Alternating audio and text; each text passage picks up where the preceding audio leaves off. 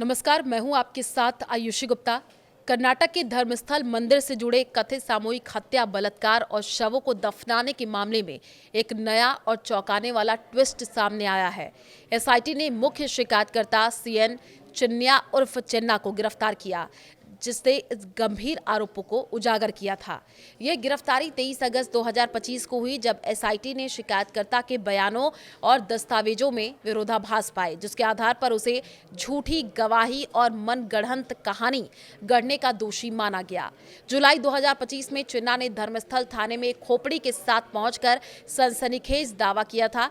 उसने कहा था कि वो 1995 से 2014 तक धर्मस्थल मंदिर में सफाई कर्मी था और उसे कई महिलाओं और नाबालिगों के शव दफनाने के लिए मजबूर किया गया। उसने आरोप लगाया था कि इनमें से कई शवों पर यौन उत्पीड़न के निशान थे और इस शिकायत के आधार पर कर्नाटक सरकार ने 19 जुलाई को एसआईटी का गठन किया, जिसने धर्मस्थल के नेत्रावती नदी के किनारे 13 जगहों पर खुदाई की।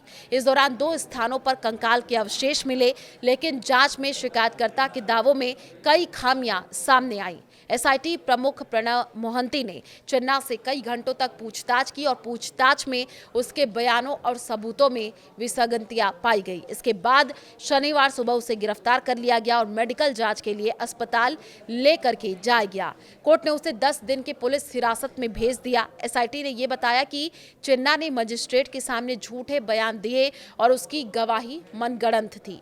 इस मामले में एक और ट्विस्ट तब आया जब सुजाता भट्ट नामक महिला, जिसने दावा किया था कि उसकी एमबीबीएस छात्रा बेटी अनन्या भट्ट धर्मस्थल से लापता है, अपने बयान से पलट गई। उसने एक स्थानीय यूट्यूब चैनल पर कहा कि अनन्या का कोई अस्तित्व नहीं था और उसे दबाव में ये बयान देने के लिए मजबूर किया गया था। इस मामले ने राजनीतिक तूल भी पकड़ा। बीजेपी ने इसे मंदिर को बदनाम करने की साजिश करार दिया। जांच को एनआईए को सौंपने की मांग की है। कांग्रेस ने आरोप लगाया कि बीजेपी इस मुद्दे का राजनीतिक फायदा उठाने की कोशिश कर रही है। कर्नाटक के उप मुख्यमंत्री डीके शिव कुमार ने कहा कि वो किसी के पक्ष में नहीं है और न्याय के लिए है। धर्मस्थल केस, जो शुरुआत में सनसनीखेज और डरावना लग रहा था, अब एक फर्जी कहानी के रूप में सामने आ रहा है। शिकायतकर्ता की गिरफ्तारी और उसके दावों का खारिज होना इस मामले में एक बड़ा मोड़ है। हालांकि कंकाल के अवशेषों की बरामदगी के कारण जांच पूरी तरीके से खत्म नहीं हुई है।